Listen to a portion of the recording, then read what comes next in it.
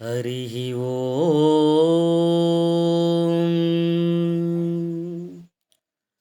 ఓం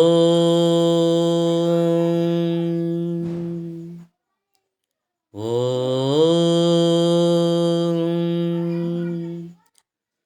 ఓం శ్రీ గురుభ్యో నమః. ఓం శ్రీ మహాగణాధిపతయే నమః. ఓం శ్రీ శారదామాతయే నమః. హరిః ఓం. భక్త మహాశ్రేష్ఠులకు ముందుగా చిన్న మనవి. కలియుగంలో ప్రధానమైనటువంటి ఆదికావ్యం శ్రీమద్ రామాయణము. శ్రీమద్ రామాయణమును మనకు వాల్మీకి మహర్షి అందించారు. మరి ఈ రామాయణములో ప్రముఖమైనటువంటి 17 పాత్రలు కలవు. ప్రథమంగా రామాయణంలో నాయకుడైనటువంటి శ్రీరామచంద్రుడు మొదటి పాత్ర. రెండవది రాజపురోహితుడగు వశిష్ఠ మహర్షి. మూడవది రామచంద్రమూర్తికి విద్యాబుద్ధులు నేర్పించిన మహర్షి విశ్వామిత్ర మహర్షి. రామచంద్రమూర్తి యొక్క జననానికి కారణమైనటువంటి పుత్రకామేష్టి యాగం చేసిన దశరథ మహారాజు. రామచంద్రమూర్తి తల్లి అయినటువంటి కౌసల్యామాత. రామచంద్రమూర్తి పినతల్లి అయినటువంటి సుమిత్రామాత. అలాగే రామచంద్రమూర్తి మరి ఒక పినతల్లి కైకేయీదేవి. రామచంద్రమూర్తి యొక్క భార్య అయినటువంటి సీతామహాదేవి. ఆదర్శ పురుషుడైనటువంటి రామచంద్రమూర్తి యొక్క సోదరుడు భరతుడు. శ్రీరామ సేవానిరతుడైన లక్ష్మణస్వామి. మహావీరుడైనటువంటి శత్రుఘ్నుడు. మహాభక్తుడైనటువంటి జటాయువు. మహాభక్తురాలైనటువంటి శబరిమాత. శ్రీరాముని యొక్క మిత్రుడు సుగ్రీవుడు. భక్త శిరోమైనటువంటి హనుమంతుడు. యువరాజైనటువంటి వాలి యొక్క కుమారుడు అంగదుడు. రామభక్తులలో ప్రముఖుడు శ్రేష్ఠుడైన విభీషణుడు. ఈ 17 మంది ప్రముఖులు కూడా రామాయణ కావ్యానికి ఎంతగానో సహకరించినటువంటి మహాభక్తులు. ఈ యొక్క భక్తుల గురించి ఒక్కొక్క పాత్ర గురించి క్లుప్తంగా మనం ఇప్పుడు తెలుసుకుందాం. ముందుగా శ్రీరామచంద్రమూర్తి గురించి. శ్రీరామచంద్రుడు ధర్మపరాయణుడు. ఆయన సకల సద్గుణములనుడి రత్నములకు నిధి.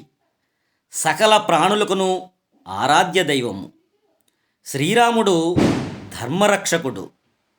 సృష్టి స్థితి లయములకు కారకుడైన పరబ్రహ్మము యొక్క పూర్ణావతారము. రామాయణమందు ఈ మహాత్మును గూర్చి రక్షితా జీవలోకస్య ధర్మస్య పరిరక్షత అని ప్రస్తుతించబడినది. ఇది ముమ్మాటికిని సత్యము. భూమండలమున ధర్మము క్షీణించి అధర్మము పెచ్చు పెరిగినప్పుడు శ్రీరాముడు అవతరించెను. దుష్టులను శిక్షించి సత్పురుషులను రక్షించెను. భూతలమున శాంతిని ధర్మమును స్థాపించెను.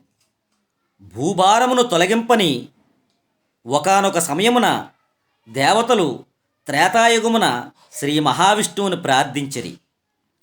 మహావిష్ణువు వారి యొక్క మొరను ఆలకించి శ్రీహరి అయోధ్యాపతి అయిన దశరథ మహారాజునకును కౌసల్యాదేవి యందును చైత్రశుద్ధ నవమి నాడు శ్రీరాముడై జన్మించెను.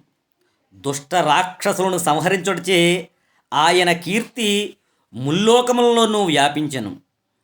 ఆ మహాత్ముడు జగత్తునందలి సకల ప్రాణులను పాలించి పోషించెను. సమాజమును దుష్టశక్తుల నుండి కాపాడెను. సాధు పురుషులను ఆదుకొనెను. అందువలన రామచంద్ర ప్రభువు ధర్మస్వరూపమే అని ప్రసిద్ధి ఏర్పడింది. శ్రీరాముడు అవతరించడం వలన సమస్త జీవులకును శుభములు చేకూరెను. శ్రీమద్ రామాయణమునందే కాక 18 మహాపురాణములలోనూ రఘువంశాది మహాకావ్యములలోనూ ప్రసిద్ధములైన మహానాటకముల యందును చంపూ కావ్యముల యందును మహాభారతాది గ్రంథముల యందును శ్రీరాముని యొక్క చరిత్రము విస్తృతముగా వివరింపబడినది. వేయేల శ్రీరామ అవతారమును గురించి అనేక గ్రంథములు వెలువడినవి. కానీ మరి ఏ అవతారమును గూర్చియు ఇన్ని గ్రంథములు రచింపబడలేదు. గురుకులమున వశిష్ఠునికడ విద్యాభ్యాసాన్ని ముగించుకున్న పిమ్మట శ్రీరామచంద్ర ప్రభువు తన యొక్క తండ్రి దశరథ మహారాజు పంపగా విశ్వామిత్ర మహర్షి వెంట యాగ సంరక్షణకై బయలుదేరాను.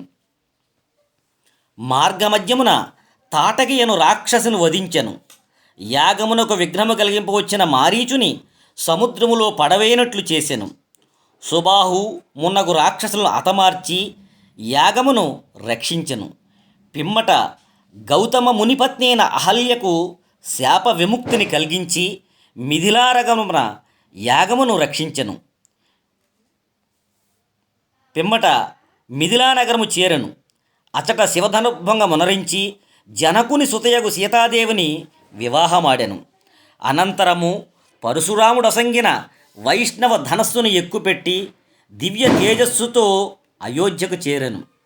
దశరథ మహారాజు కైకేయికి ఇచ్చిన వరమూల కారణముగా ఆమె కోరికపై తండ్రి మాటను నిలబెట్టుటకై శ్రీరాముడు సీతా లక్ష్మణులతో కూడి వనములకు వెళ్ళెను. చిత్రకూటమును నివసించుచుండగా ఆయనను అయోధ్యకు తీసుకుని పోవుటికై భరతుడు అచ్చటికి వచ్చెను. అయోధ్యకు వచ్చి పట్టాభిషిక్తుడు కమ్మని భరతుడు సోదరుని వేడగా రామచంద్రమూర్తి తన ప్రతినిధిగా అతనికి తన పాదుకలను ఇచ్చి పంపెను.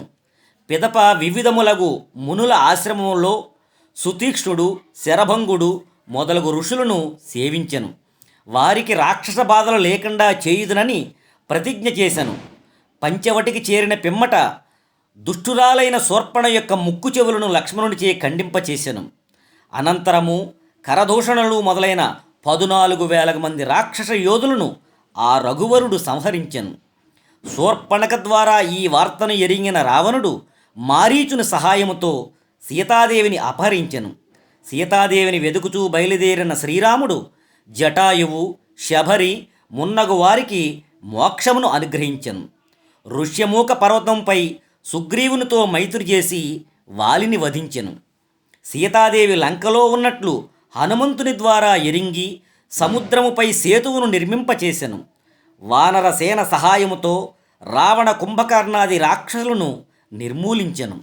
లంకారాజ్యమునకు విభీషణుని రాజుగా చేసి శ్రీరాముడు సీతాదేవితో సహా పుష్పక విమానంపై అయోధ్యకు మరలి వచ్చి కోసల రాజ్యమునకు ప్రభు అయ్యెను.